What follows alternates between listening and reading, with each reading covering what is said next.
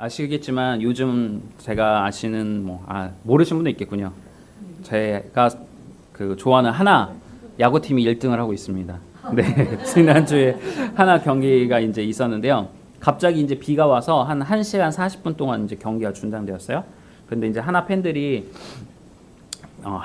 집에 안 가고 비가 왔으니까 경기가 중단됐으니까 뭐 취소됐을 거라고 생각을 하고 보통 가는데 안 가고 1시간 40분 동안 야구장에서 비를 막 혼따 맞으면서 있었던 겁니다.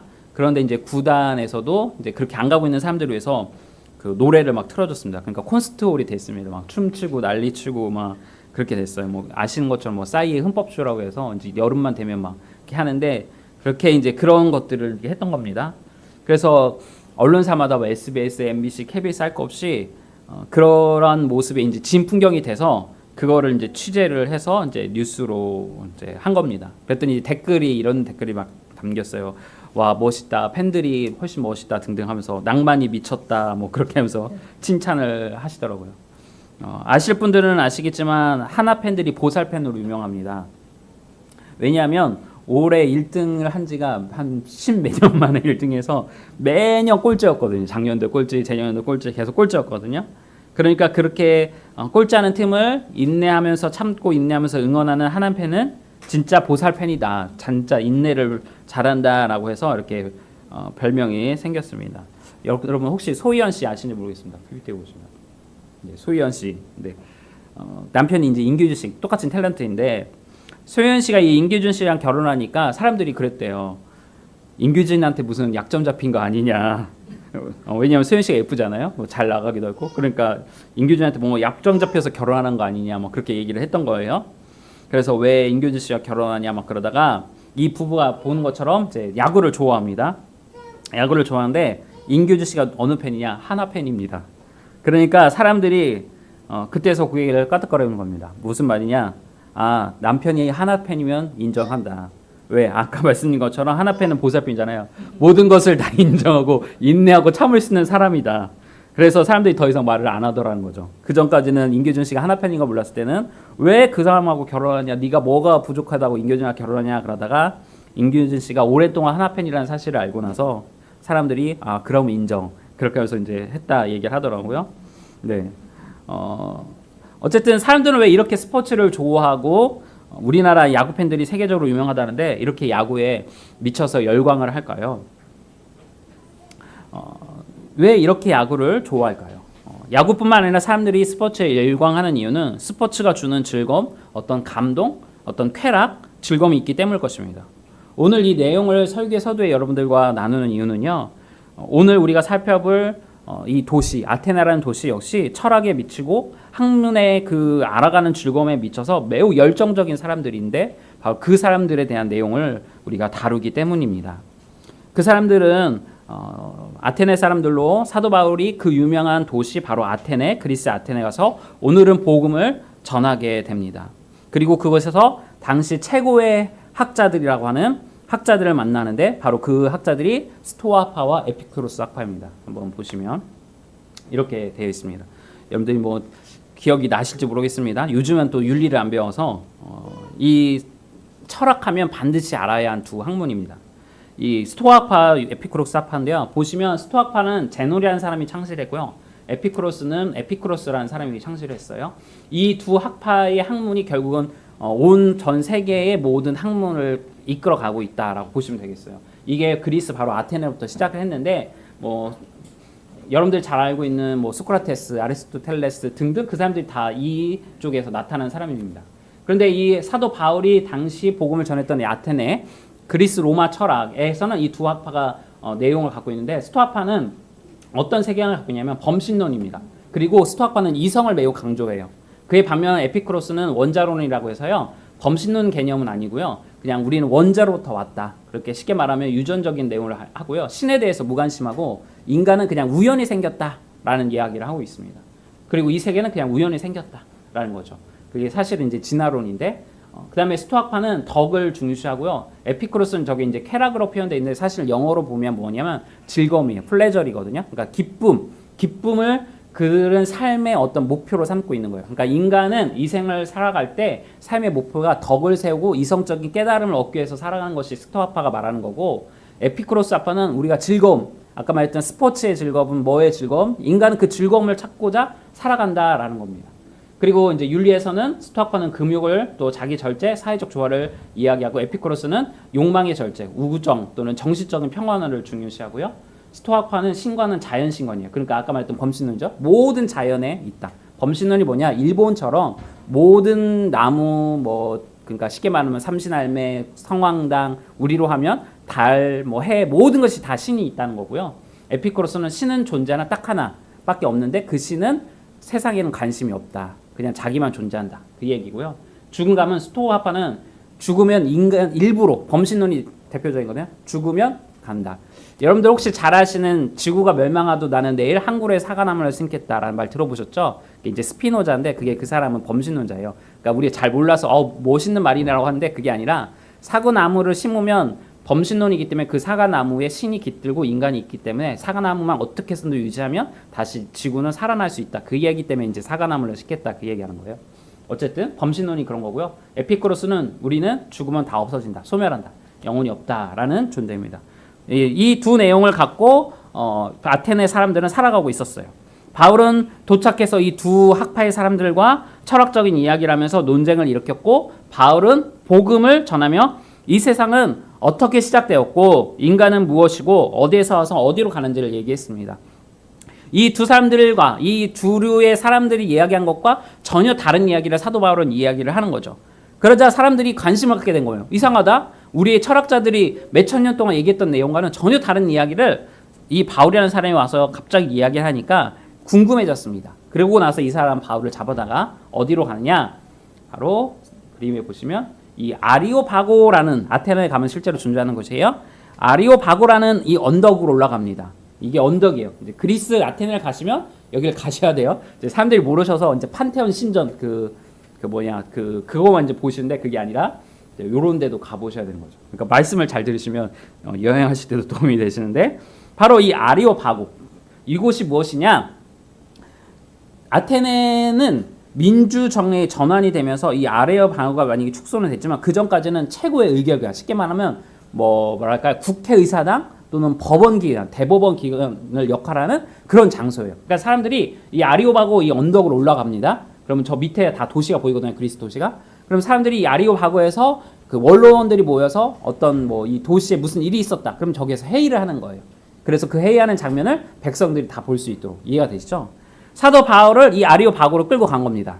보통은 이 아리오바고에서는 종교, 도덕적, 교육 문제를 관할하는 중요한 기관인데 문제가 됐다. 예를 들어서 윤리적으로 또는 종교적으로 문제단 또는 이단들이 있다라면 그 사람들을 신문하고 사형을 집행한 거는 재판을 하는 곳이었는데 사도 바울을 이곳으로 데리고 간 거는 사도 바울을 죽이기 위해서 한 것이 아니라 이곳에서 논쟁을 하기 위해서 왜냐하면 교육적인 내용도 이곳에서 하기 때문에 철학자들이 바울을 잡아다가 이 아리오바고로 가서 많은 사람들이 보는 앞에서 논쟁을 쉽게 말하는 회의를 한 겁니다. 우리로 하면 뭐랄까 이렇게 대통령 이렇게 하잖아요. 후보를 그거 하듯이 이런 식으로 한 겁니다. 그곳에서 갑자기 사람들이 바울과 함께 가니까 그리스 로마 사람들이 뭐지 이게 뭐지? 그리스 사람들 와서 이제 보기 시작한 것이죠. 그러면서 그가 예수님의 부활, 예수님을 이야기하면서 전한 것입니다. 바울은 옳고 잘됐다, 오히려 잘됐다라고 생각하면서 기회다라고 하면서 전도를 하기 시작한 건데 바로 이 말씀을 갖고 전도를 합니다. 자, 함께 읽어볼까요? 같이 읽겠습니다. 시작. 내가 두루 다니며 너희가 위하는 것들을 보다가 알지 못하는 신에게라고 생긴 강도 보았으니 그런즉 너희가 알지 못하고 위하는 그것을 내가 너희에게 알게 하리라. 우주와 그 가운데 있는 만물을 지으신 하나님께서는 천지의 주제시니 손으로 지은 전에 계시지 아니하시고 또 무엇이 부족한 것처럼 사람의 손으로 섬김을 것이 아니니 이는 만민에게 생명과 만물을 친히 주시는 이심이라. 인류의 모든 족속을 한 혈통으로 만드사 온 땅에 살게 하시고 그들의 연대를 정하시며 거주의 경계를 선정하셨으니 이는 사람으로 혹 하나님을 더듬어 찾아 발견하게 하려 하심이로되 그는 우리 각 사람에게서 멀리 계시지 아니하도다. 우리가 그를 힘입어 살며 기도하며 존재하느니라. 너희 신 중 어떤 사람들의 말과 같이 우리가 그의 수상이라 하니. 자, 바울은 이렇게 설교 내용을 얘기했습니다. 더 긴데 좀 줄였어요. 이 설교 내용을 보면 특이한 점이 발견하게 됐는데요. 그래서 신학자들은 이 본문의 이 바울의 설교는 기존 설교와는 너무 다른 모습을 갖고 있다라고 분석하고 있어요. 그럼 어떤 점이 다르냐? 한 가지만 이제 꼬집어 보자면 28절의 말씀 한번 보시면 28절 같이 읽어볼까요? 시작.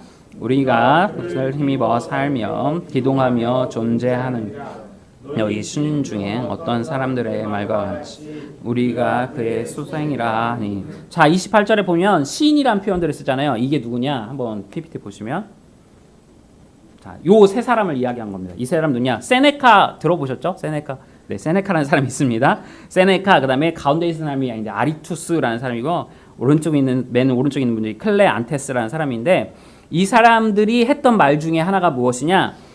그를 힘입어 살며 존재하다라는 28절의 내용을 이 사람들이 이야기한 거예요. 그러니까 이 말씀은 성경에서 있는 내용이 아니라 요 세 유명한 사람들이 했던 말들을 사도 바울이 끄집어 갖고 와서 인용한 거예요. 특별히 가운데 있는 이 아라투스라는 클레멘테스가 아라투스라는 저 오른쪽에 있는 사람이 뭔 얘기를 했느냐?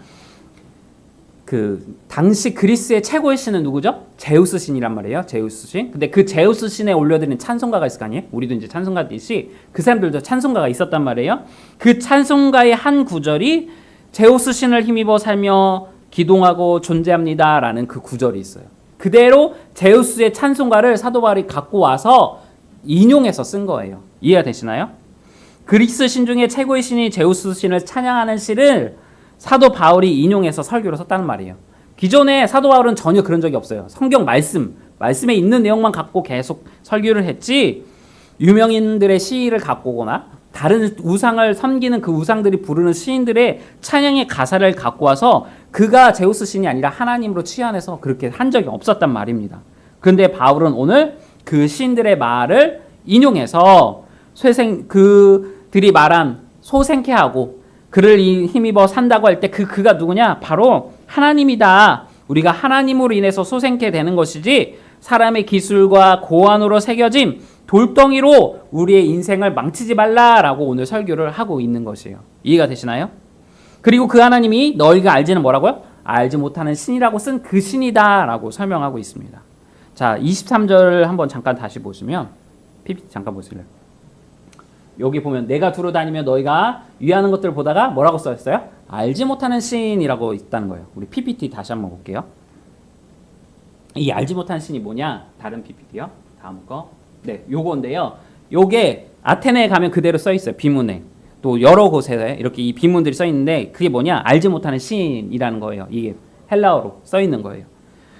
당시에 아테네는 몇 개의 신이 있었을 것 같으세요?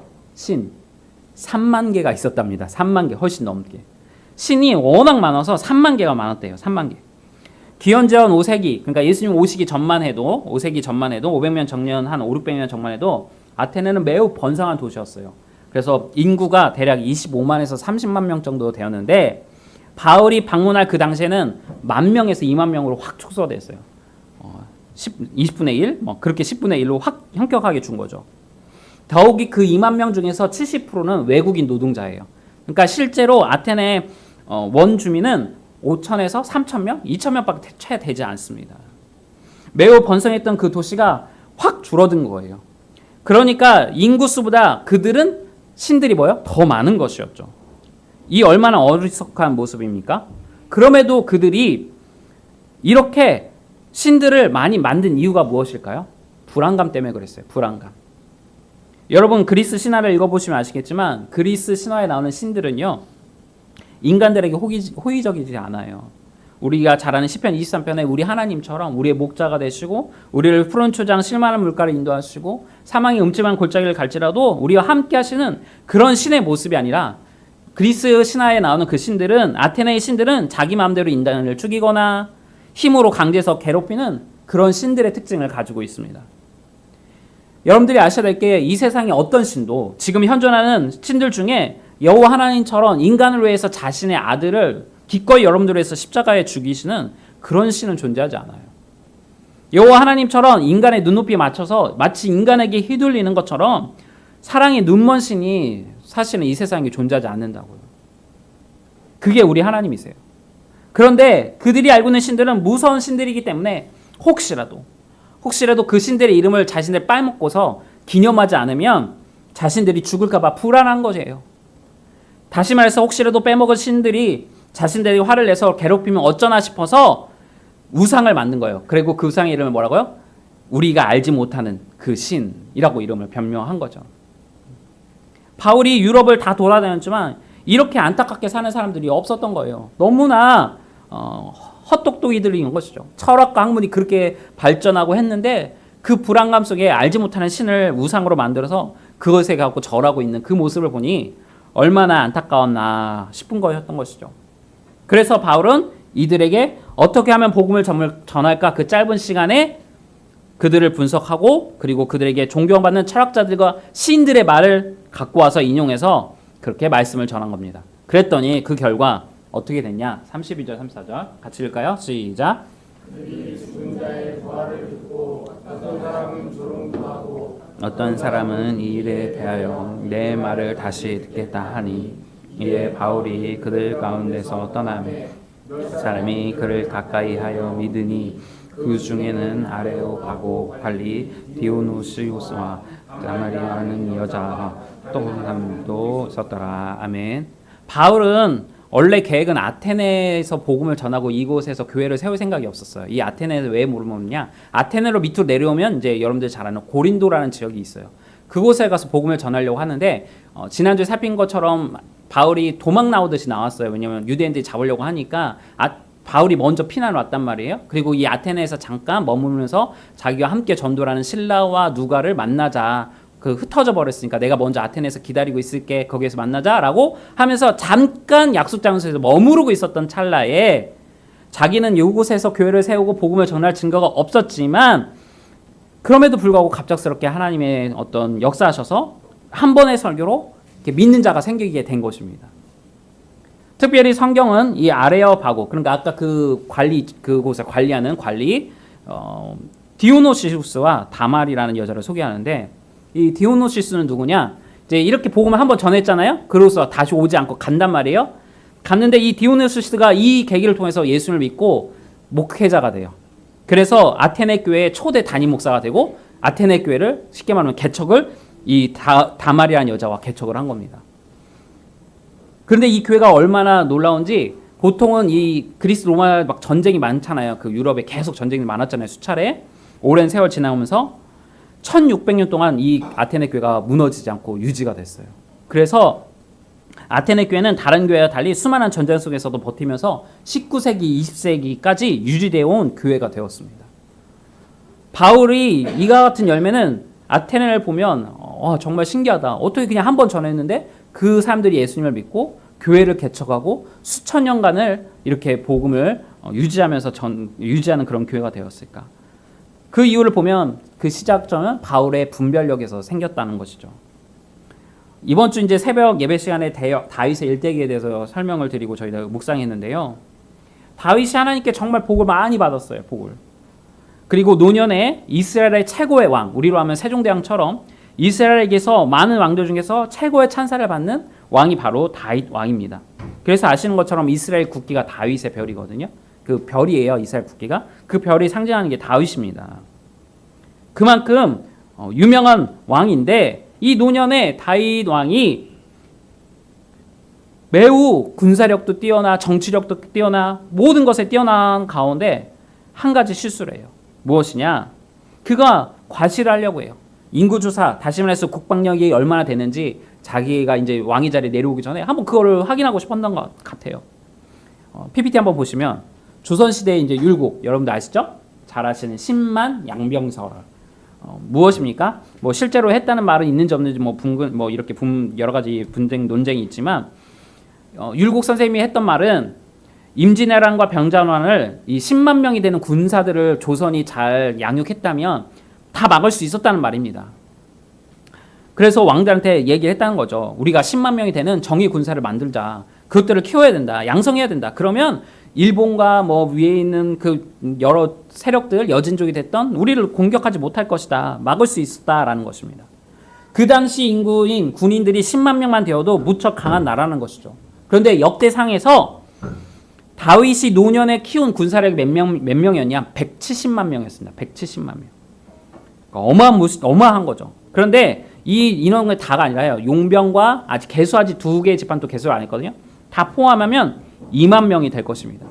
그 당시 군인이 2만 명이 되었다. 어마무시한 것이죠. 다윗이 얼마나 큰 군사력과 나라를 부국강병으로 만들었는지 알 수 있는 대목인 거죠.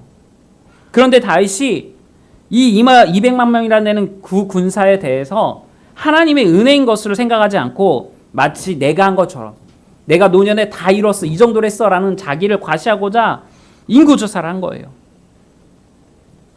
그럴 때 요압이라는 군대 장관이, 국방부 장관이 말리거든요, 다윗을. 다 왕것인데 왜 굳이 이거를 합니까? 왕인 거, 왕이 이 모든 거 한 거 다 모든 백성들 아는데 왜 이렇게 합니까? 그러면서 하나님 앞에 범죄하지 말자, 그렇게 말리거든요. 근데 다윗이 고집을 피워요, 고집을. 결국 하나님 앞에 죄를 짓고 백성들이 결국 전염병에 죽게 됩니다. 다윗이 분별력을 잃어버리니까 어떻게 해요? 죄를 짓게 되고요, 넘어지게 됩니다. 요압의 분별력이 맞았어요. 분별력이라는 것은 바로 이처럼 힘을 나타냅니다. 오늘 말씀의 제목이 분별력의 힘인데, 분별력은 사람을 죽이기도 하고요, 사람을 살리기도 합니다. 기업을 망하기도 하고 기업을 부흥시키기도 합니다. 바울의 분별력은 사람을 살리는 힘이 있었습니다. 그렇다면 바울의 이 분별력은 무엇이었는지 오늘 말씀을 정리하면서 찾아보려고 합니다. 두 가지입니다. 첫 번째는 거룩한 영적 분별력이 있었습니다.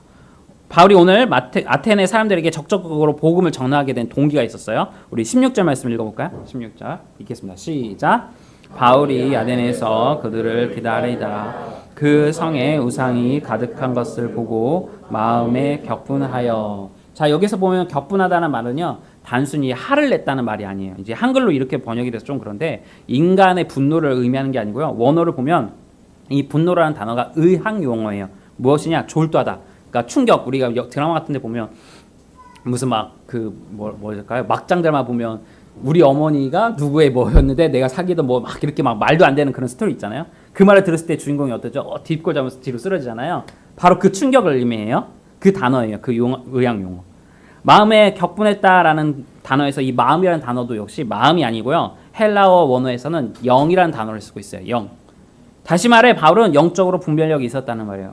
왜요? 무엇을 보고 분별력, 이렇게 충격, 영적인 충격을 받았단 말이에요?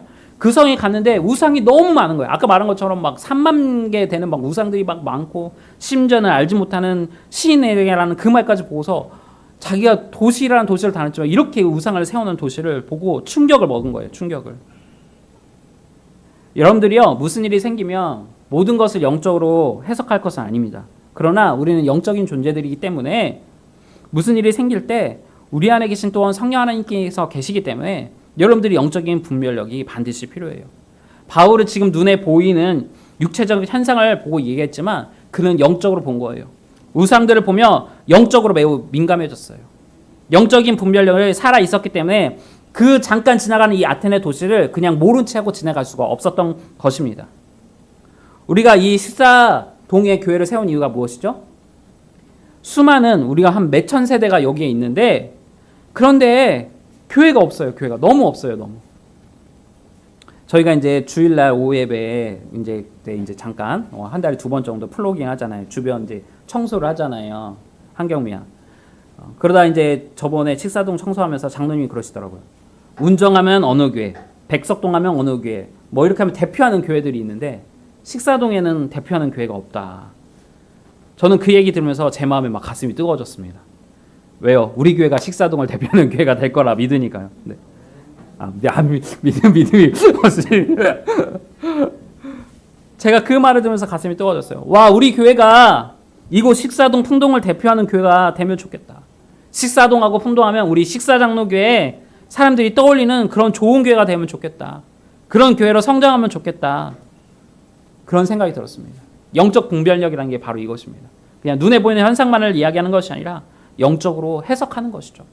우리 교회 성도님들은 바울의 모습을 통해 늘 깨어있는 영적 분별력의 소유자가 되시기를 주님의 이름으로 초구합니다.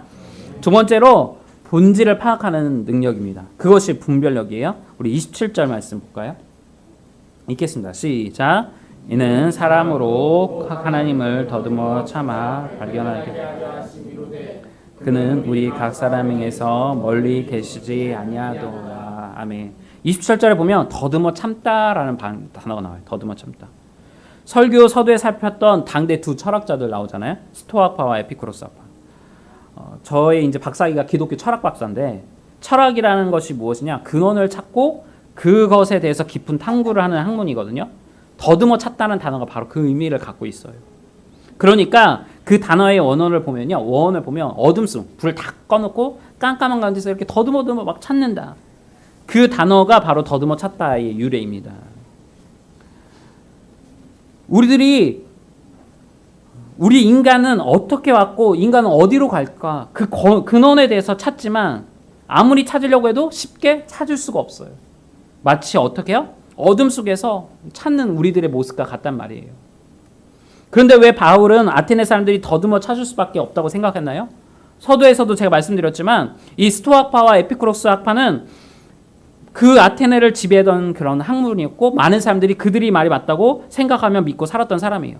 그런데 이 두 학파는 쌍벽을 이루듯이 정치하듯이 서로 못 잡아서 안달이 났어요. 우리들이 말이 맞다, 너희들이 틀리다. 스토아파는 에피쿠로스 학파라 해서 저런 무식한 놈들, 에피쿠로스는 스토아파라 해서 저런 말도 안 되는 인간들 하면서 서로 욕하고 막 했단 말이에요.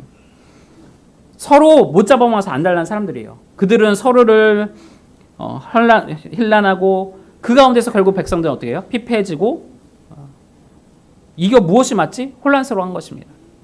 그들이 주장하는 진리는 인간의 노력을 이루기 어려운 내용들이었어요. 그들의 결론이 무엇이었냐? 스토아파는 인간이 죽어서 어떻게 해요? 자연으로 돌아간다는 거고 에피쿠로스는 인간은 그냥 소멸된다는 말이에요.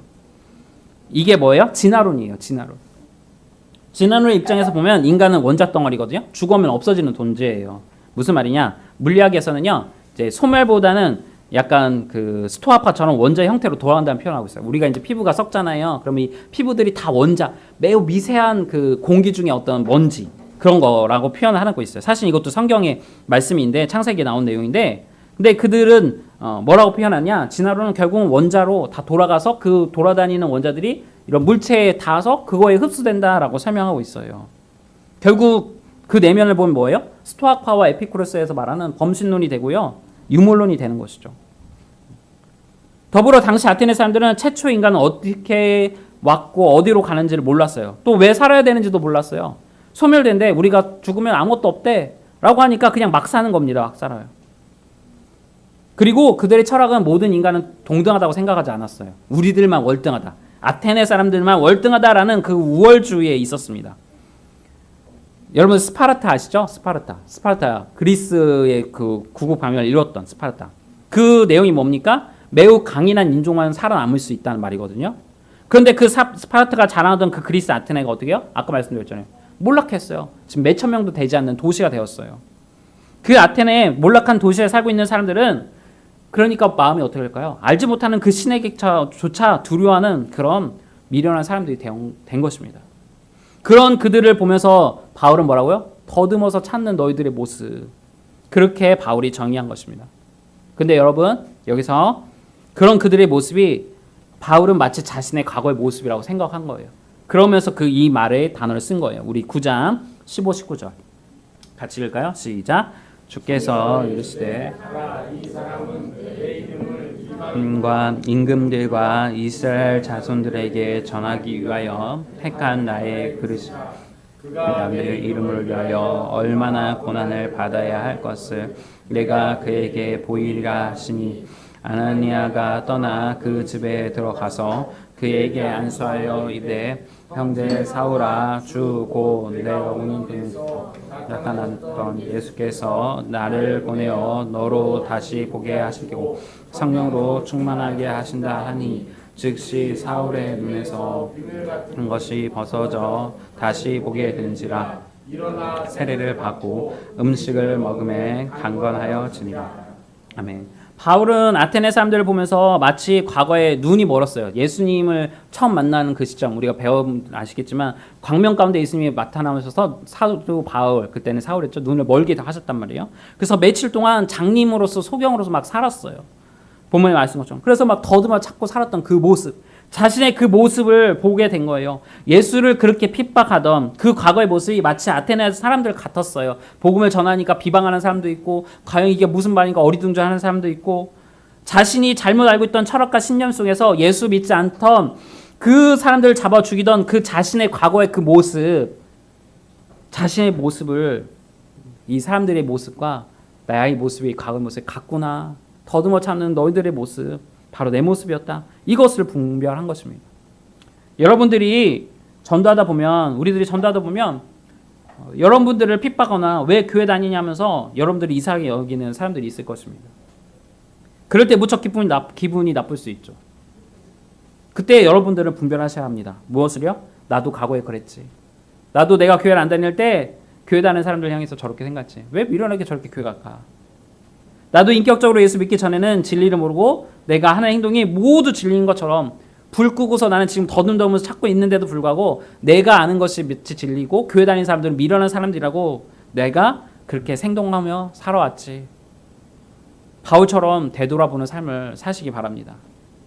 그런 삶을 오늘 아테네 교회를 어떻게 해요? 세우는 초석이 되었어요. 그런 삶은. 이제 말씀의 결론 맺겠습니다. 바울은 자신과 헤어진 실라와 누가 일행들을 약속 장소인 아테네에서 잠깐 기다리고 있었습니다.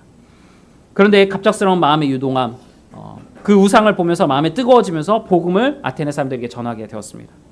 그 갑작스러운 상황에서 바울은 분별력을 가지고 어떻게 하면 그들이 더듬어 찾는 그 나와 과거의 그 비슷한 그 삶에서 벗어나게 할까, 그 마음에 동요가 일어났고, 그리고 지혜를 발휘해서 그들에게 복음을 전했습니다. 그들의 언어와 문화로 그들에게 복음을 전했고, 그 결과 아테네 교회를 세우게 되었습니다.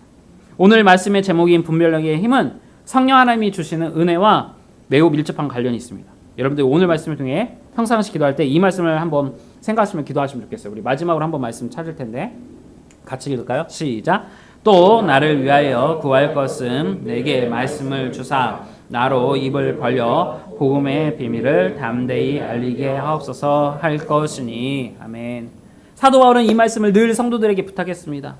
영적인 분별력, 본질을 파악하는 분별력, 다양한 분별력을 성령 하나님께 구해서 내가 전도를 잘할 수 있도록 해달라. 나에게 입을 벌려서 복음의 비밀을 담대히 잘 알 수 있도록 나에게 말씀을 달라고, 분별력을 달라고 기도를 했던 것입니다. 사랑하는 여러분, 여러분들이 성령 하나님께서 우리들에게 다양한 분별력을 주시도록, 어떠한 상황에서도 이겨나갈 수 있는 그런 분별력을 주시도록 주님께 기도하시기 바랍니다. 그래서 성령 하나님이 주시는 그 분별력으로 주님께 많은 사람을 인도하고, 또한 어떠한 상황에서도 능력 있게 모든 삶을 이겨나가시는 저 여러분들 되기를 주님으로 축원합니다.